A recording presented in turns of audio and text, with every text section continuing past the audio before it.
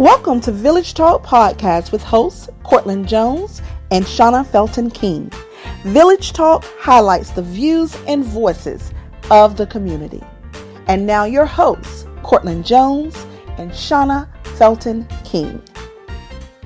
Hello, everybody. It is so good to be back another week with Village Talk. This is Courtland Jones, and I am here with my co-host, Shauna. Shauna, say hello to everybody. Good afternoon, everybody. It's a pleasure to be here on another episode of Village Talk. Good to be with you, Courtland. Yes, it's awesome and exciting. We have, I believe, what will be an encouraging, thought-provoking show, and I want us to really make use of this time. So I'm going to turn it over to you, Shauna, and let you take it from there. Well, you know, Courtland, our last episode, we talked about healing, and we kind of journeyed and talked about some things and really left it at a point where we were talking about how to really help people in coping with healing, and how healing really does look very different depending on who it is, and everybody has their own journey. And we had a good conversation about that. So any of the listeners who did not hear our last episode, I definitely encourage them to tell them where to get that, Courtland, where they can find that show. Sure. You can go to my website, www.courtlandjones, all one word, .com, my website blog, and you can check out the replay. And we just hope everybody can benefit from the information that's being shared. Yeah, because during this holiday season, we want to talk about joy and we talk about all those exciting things, but we realize there are still a lot of people who this is a difficult season for them for a lot of different reasons, not just because of 2020. And about this and said that healing was a good topic. So I have the pleasure of being associated with an amazing mother and woman, and being able to invite her to be with us today. I'm just excited that she took time for her busy schedule, because she's a busy woman. Let me tell you, she's a busy woman doing a lot of things for other people. But her story is really powerful, and I'm excited that Miss Tonya Logan is going to be with us today. So let me just tell our listeners a little bit about Tonya, and then we're going to jump right into it. So Tonya is the founder and CEO of Kayla's Village. She is the author of Mommy's Bright Sunshine and has nearly 30 years of professional clinical experience working with those managing conflict and trauma. She spent much of her career working with families who are in at-risk situations of abuse or neglect. She also facilitates grief groups for those impacted by homicide. She assists students who are dealing with emotional disturbances or autism, provides counseling to individuals, couples, and families. And she's also on the advisory board for the Center for Infant and Child Loss. And on the personal level, she is a proud parent of 2 adult children, one of whom joined the family via adoption. And so today, I want to welcome Ms. Tonya Logan to the Village Talk Couch, we say. Thank you so much, Tonya, for being with us this afternoon. Thank you very much. So we're going to dive right in. And Tonya, we just read your bio, but I really want to, this conversation today is about healing. And I know, but our listeners may not know, that you really have a special testimony when it comes to the healing journey that Courtland and I have talked about. Do you mind just briefly sharing a little bit about, what makes you kind of a personal expert when it comes to this healing journey? Yeah. So 24 years ago, I actually gave birth to a daughter, Kayla. And she was born, essentially perfectly, no issues or anything like that. And then when she was 5 months old, she was actually in a strangulation accident and was found to be in cardiac and respiratory arrest. And so she was transported to one hospital and then to another hospital and put on life support. And 2 days later, my husband and I at the time had to decide when we were going to turn the life support off. And so again, that was 24 years ago. And so when I wrote my book, Mommy's Bright Sunshine, it's really about moving beyond tragedy so that we don't have to kind of be stuck. So it was unexpected because, like I said, she was born with no child. In a very freak accident, my life changed, and I had to make some decisions that I never thought I'd be faced with. Wow. And even though I've known you for a while, just hearing you tell the story, just kind of, it hits all of us. I mean, because, all of us know that, there's certain things that are there's a certain scale of when we talk about loss, and the loss of a child is really almost at the top of that, if not at the top. And so first of all, just, know that even though this may have been years ago, our prayers are still with you and our thoughts are still with you. And as you deal with that. Yeah.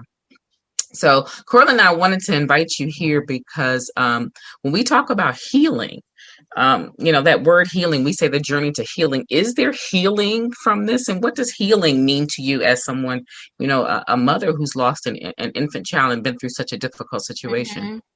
Well, still trying with it. And I have said that I don't think that one ever gets over the death of a child. All of us are going to die one day, yes, but none of us have expected to outlive our children. So I have said that it is a loss that I have to incorporate into my life. And so I'm not sure that we ever kind of get used to it. I think it's something that we get more familiar with just as time goes on. And you may have heard before that only God retires a parent. I think that is actually true. So even though my daughter is deceased, Elizabeth Edwards, whose son Wade died in a car accident when he was a teenager, has said that she continued to parent a memory. And so I believe that is actually still true. So even though my daughter is no longer here on earth, I'm still protective of her memory. I still talk about her. I still share her with other people. And so for those people who are uncomfortable with me sharing with about her and talking about her, that doesn't stop me from continuing to do that, because she still continues to be important to me and to my life. Since Kayla's death, I've actually continued to move on, like I said, and have two other children, one who joined the family by adoption. I do have a child biologically, but I have continued to have Kayla be important in their lives. And one has even said that they miss her and wish that they could have met her because she's still their sister. Wow. Just hearing that. And so when you say you're continuing to parent, and so your older children still, the fact that Kayla is not physically with you, you sounds as if, you're speaking of her and connecting with her as if she is still with you, and maintaining her memory with you, I think is very important. And I'm curious about some of the things that you've learned. You kind of touched on it when, you said some people have said certain things to you, and, in this journey, have you gotten some good advice or some not so good advice from folks when they hear your story? I really, how can we help? How are people helping? And then what is not helpful, I guess, is what I would ask. Right. I think, I do believe that people say things they do mean well. I don't believe that people intentionally want to be hurtful, but I have gotten comments that have not landed well. When Kayla died, I was only 30 years old, and there were people who had said, that you're young and you can have other children. Well, that was not helpful because I wasn't looking for a replacement child. I wanted that particular child. Not everybody has a smooth transition into getting pregnant and delivery and things like that. So we can't assume that there are no infertility issues, for one. I never had trouble getting pregnant, but my pregnancies were horrendous. I'm one person, though, that if my husband died, you wouldn't tell me to go get another one, but that was not helpful. While she was still in the hospital and life support, and we didn't really know how it was going to turn out, there were people who said things like, God knows best, it's God's will, and you're going to be blessed. Mm-hmm. And at that moment, even though I'm very spiritual, connected to God, that still wasn't helpful at that time, because I'm thinking, why does my child have to be hurt in order for me to be blessed?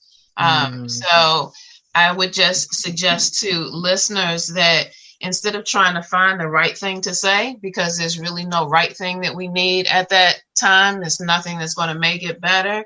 You can just say things like, I'm sorry, I'm praying for you, and maybe offer to do some tangible things like, can I cook dinner? Can I help to clean the house? Can I transport the children, or things like that? Mm-hmm. Because there really are no words that are going to improve the situation. Wow.